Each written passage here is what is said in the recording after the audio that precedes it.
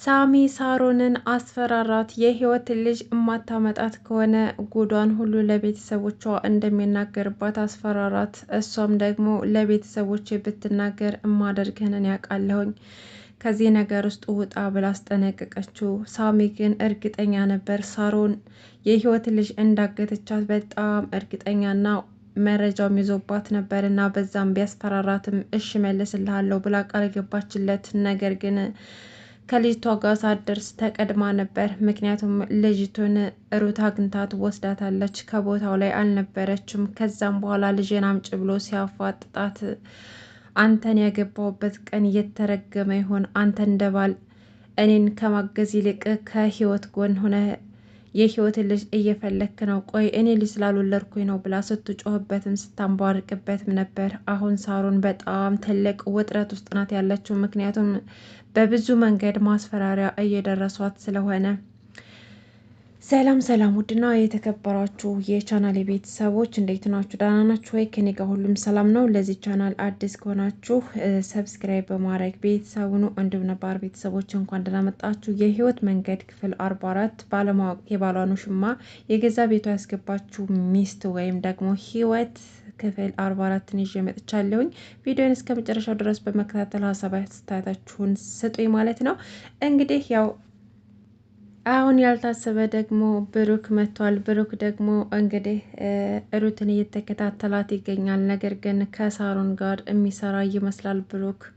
አሁን ሳሮን ብዙ ማስፈራሪያዎች እየደረሷት ይገኛሉ። የመርከብ በወረቀት የተሰራ መርከብ በየቦታው እየተጣለ እንዲሁም ደግሞ ቦርሳ ውስጥ ከዛም አልፎ ደግሞ ቢሮ ውስጥም ተጥሎባት ነበርና ይህ ነገር በጣም ነው ያስፈራት ብሩክ። እሷን ብቻ ሳይሆን ሩትንም እየተከታተላት ይገኛል። ሩት ምን እየሰራች እንደሆነ ማወቅ ስለሚፈልግ ሩትን ከቤት ወጣ ስትሄድ ተከታትሏት ሲሄድ እሷም ደግሞ ከበሩ ጀርባ ሆና ተደብቃ ስታየው ፊት ለፊቷ ቁሞ ነበር። ለምን ትቆማለህ? ሄድ እንጂ ፍለጋውን ቀጥል አለችው። ምን እየሰራህ ነው? ቆይ አለችው። እኔማ አንቺ ምሰሪውን ለማወቅ ፈልጌ ነው። ቆይ ሩት ምን ውስጥ ነሽ ያለሽው? ምን እየሰራሽ ነው? ከመቼ ወዲህ ነው አንቺ እንደዚህ ድብብቆሽ የጀመርሽው ነው? ወይስ ደግሞ መጀመሪያ ያደረግሽው ነገር አልበቃሽ ብሎ አሁንም ደግሞ ልቤ ልትሰብሪው ነው አላት። እሷም ደግሞ እንድተዋትና ስራዋን እንድትሰራ ጠየቀችው። እሱ ግን አልተውሽም ብሏት ነበር።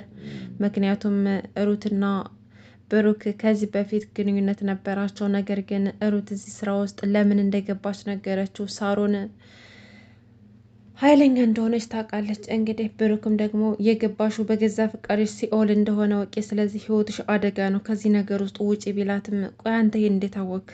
ሳሮን የሰፈራችን ፌመስ የሰፈራችን ጠንካራ ሴት ናት፣ የሰራተኞች ተምሳሌት ናት ትል የለም እንዴ? ለምን እንደዛ አልክ ብላ በጥያቄ ስትጠይቀው እሱንማ አንቺ ራስሽ ልቦናሽ ያውቃል።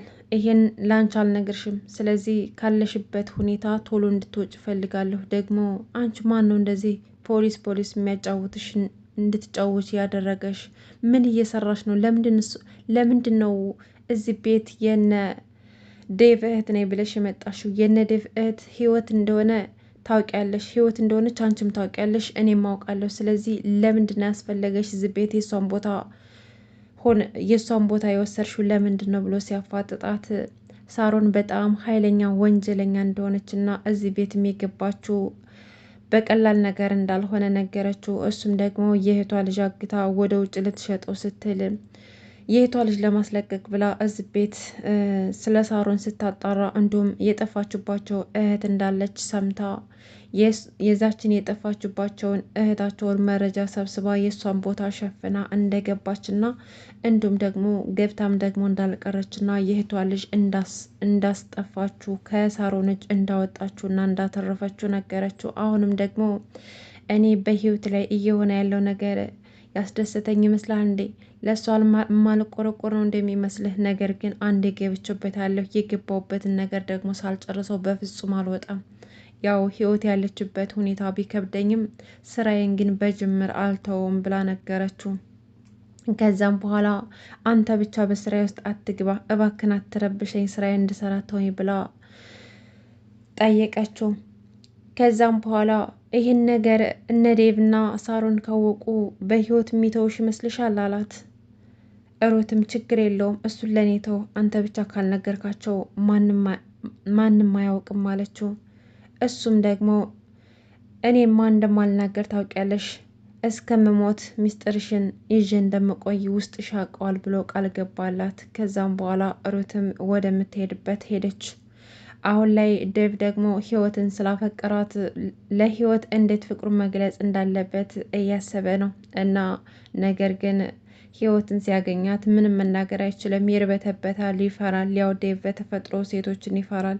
ሴቶችን ቀርቦ ስሜቱን እንድታርጎን ለመግለጽ ስለሚፈራ አሁንም ያ ነገር ደግሞ ህይወት ላይ ፍቅሩን እንዳይገልጽላት እያደረገው ነው። ይሄ ነገር ግን ጥሩ ነው፣ ምክንያቱም ህይወት እህቱ ስለሆነች፣ እሱ ግን አያውቅም እህቱ መሆኗን።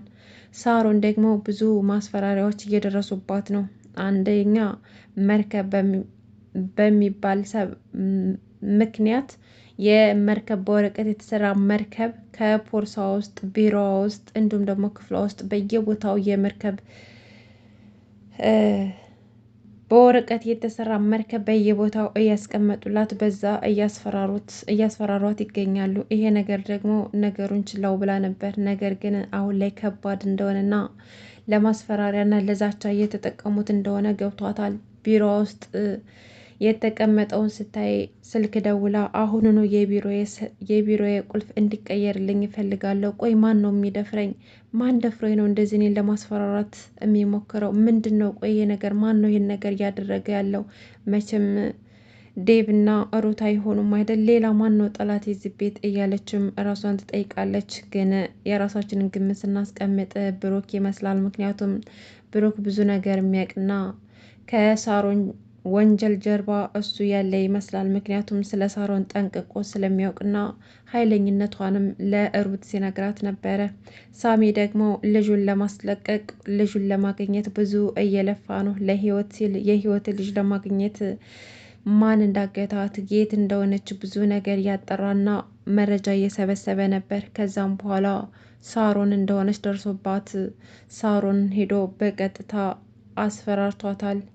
የህይወትን ልጅ እማትመልሽ ከሆነ ጉድሽን ለቤተሰቦች ነው ዝርግፍ አድርጌ የምናገረው። ደግሞ አንቺ እንዳገትሻት ደርሼበታለሁ። ስለዚህ ምንም ምክንያት አልፈልግም፣ የህይወትን ልጅ እንድትመልሻት ትፈልጋለሁ ብሎ አስፈራራት። ሳሮንም ደግሞ በጣም አበደች። እኔ ልጅ ስላልወለድኩ ነው ወይ እንዲህ የምታደርገው? ቆይ እናንተ ስሬ የተቀምጣችሁ በእኔ ላይ እንደ ስታደርጉ የነበረው ምንም ማታቅ መስሏችሁ ነው አደለ? በእኔ ላይ የተጫወታችሁት። አንተ ልክስክስ፣ አንተ ውሻም እያለች ሳሜን ሰደበችው። አሁን የፈለግሽውን ብትይ እኔ የምፈልገው የህይወት ልጅ እንድትለቂያት ነው የምፈልገው። ያ ካልሆነ ግን ምን እንደማደርግ ታውቂያለሽ። ስለዚህ ቀጥ ብለሽ የህይወት ልጅ ለቀቂያት፣ ካልሆነ ግን እጅ ላይ ያለው መረጃ ለቤተሰቦች ሰጥቼ የህይወት ልጅ እንዳገትሻት እነግራቸዋለሁኝ አላት። ከዛም በኋላ ሳሮንም ደግሞ ምንም እንኳን በሳሚ ላይ ብትጮህበትም የህይወትን ልጅ ለመመለስ ወስናለች። ከዛም በኋላ ሄዳ የህይወት ልጅ ቦታው ላይ የለችም፣ ወስደዋታል። በቃ ቀድመውኛል፣ ካሁን በኋላ ስለ ህይወት ልጅ አይመለከተኝም፣ በድጋሚ እኔ እንዳትጠይቀኝ አለችው። ሳሚ በጣም ተናደደ። እረ እባክሽ እኔ ምን ቂል ይመስልሻል? አንቺ እንዳገትሻት አውቃለሁ። ስለዚህ የህይወት ልጅ አንድ ነገር ብትሆን ከአንቺ ራስ አልወርድም፣ አንቺ ነሽ ተጠያቂቱ። ስለዚህ ልጅቷን ከየትም ብለሽ ማምጣት ይኖርብሻል፣ ካልሆነ ግን ጉድሽን ነው ማፍረጠርጠው ብሎ ዛተባት። ሳሮን በጣም ተናደደች። እንዴት እንደዚህ ያደርገኛል? ባሌ ነው ከጎኔ መቆም ሲገባው እንዴት ከህይወት ጎን ይቆማል? እንዴት ህይወትን ደገፋት ብላ በህይወትም ስለምትቀናባት በጣም ተናደደች። ነገር ግን ሳሚ አሁን ላይ ልጅቷን ለማግኘት ብዙ እየሰራ ነው። እሷ ግን ሌላ ሰው እንደወሰዳት ተናገረች። የወሰዳት ደግሞ ሩት ናት፣ ምንም ጥርጥር የለውም። ሩት የህይወት ልጅ ከሳሮን ወስዳባታለች። ሳሮን አሁን የህይወትን ልጅ ማግኘት አልቻለችም። የህይወት ልጅ በሩት እጅ ትገኛለች ማለት ነው።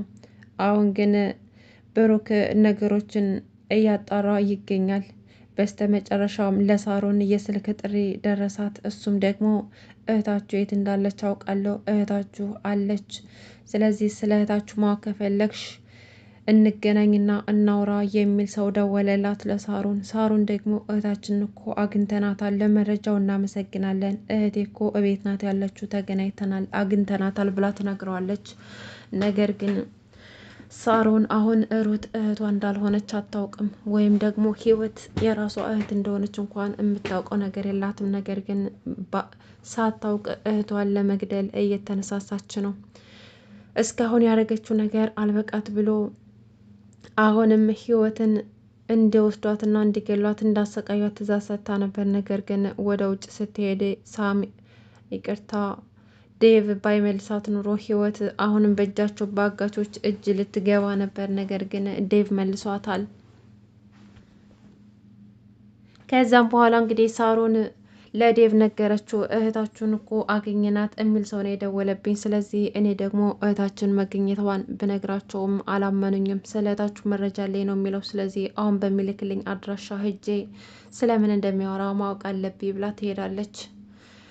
ዴቭ ደግሞ እንዴ እህቴ ምን እያልሽ ነው? እህታችን እኮ በእጃችን ናት። ደግሞ ስለምን እህት ነው የሚያወሩት? ጭራሽ ደግሞ ሌላ ሁለተኛ እህት ሊያመጡልን ነው እንዴ? እና አስፈላጊ ከሆነ አብረሽ ልሄድ አላት። አይ አያስፈልግም እኔ ራሴ እሄዳለሁ ብላ ብቻዋን ሄደች። እንግዲህ ከዚህ ጀርባ ያለው ሰው ደግሞ ብሩክ ነው።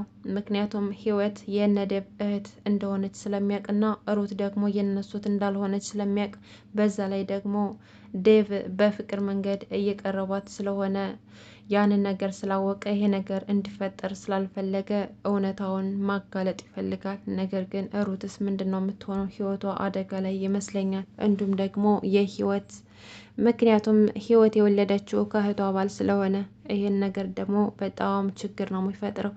ውድና የተከበራችሁ የቻናል ቤተሰቦች እንግዲህ የህይወት መንገድ ክፍል 44 ይህን ይመስል ነበር። እስካሁን አብራችሁ ስለቆያችሁ ከልብ ነው የማመሰግነው። መልካም ጊዜ ተመኘውላችሁ።